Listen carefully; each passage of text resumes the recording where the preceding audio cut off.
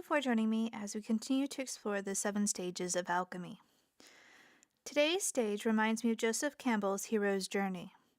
We have reached the sacred marriage level of the alchemical process.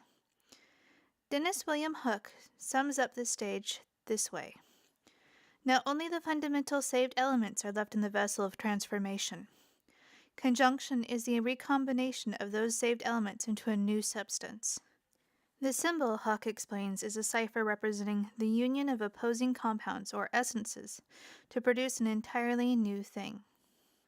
The phrase from the Emerald Tablet is, "Its nurse is the earth." The result of this stage of the process is called the new stone.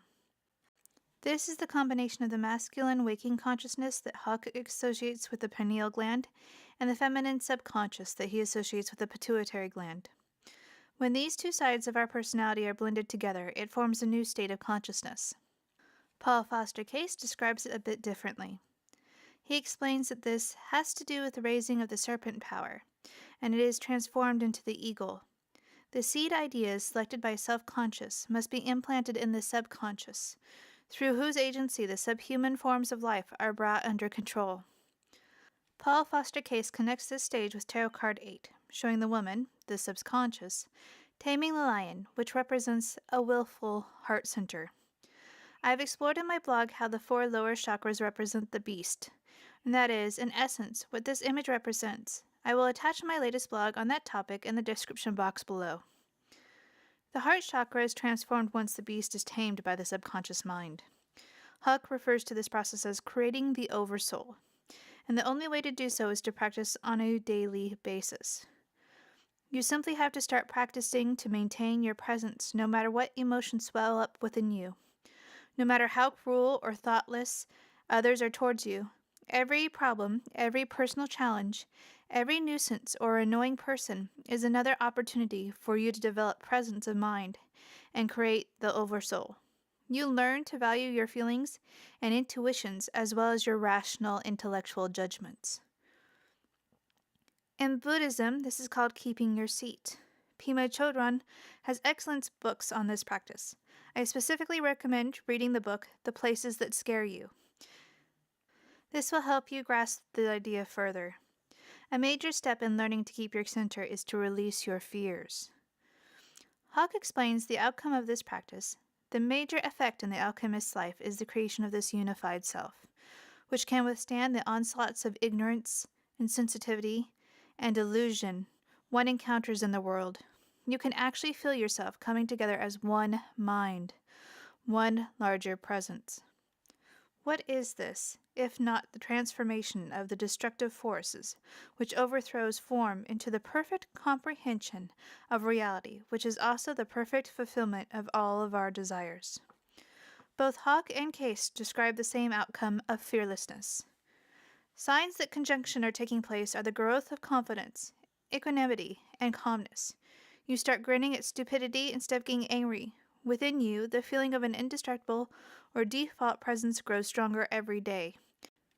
Gradually, the lesser stone will be perfected, and the all-powerful state of consciousness referred to as the greater stone achieved. The outcome of this process is that one sees that this personality is a center of expression for the power which really controls everything.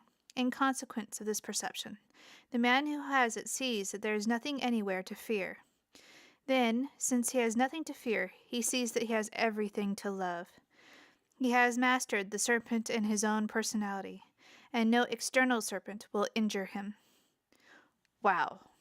Now I must note that Paul Foster Case does not refer to this stage as conjunction, but as digestion. The phallic-shaped pineal gland at the center of the brain and the bilobed pituitary gland play the roles of king and queen. Their union, which is achieved through meditative exercises, produces a pill of immortality, which is released at the back of the throat and is activated when it reaches the stomach.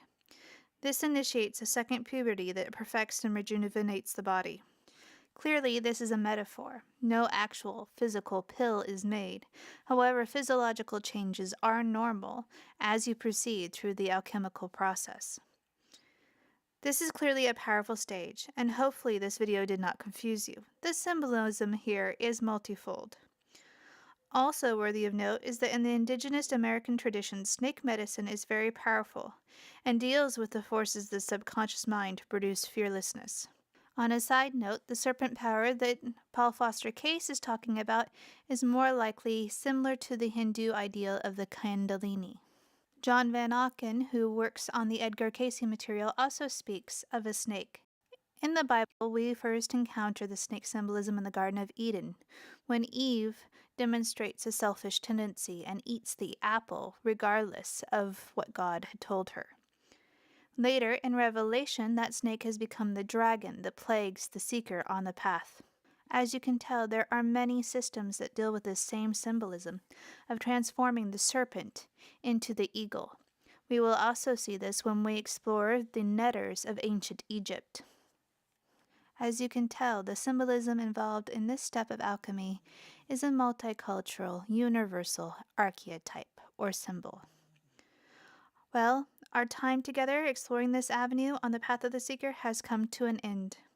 Take a moment to go outside and walk with your bare feet on the earth. Connect to the energy of the earth and take a deep breath. Until next time.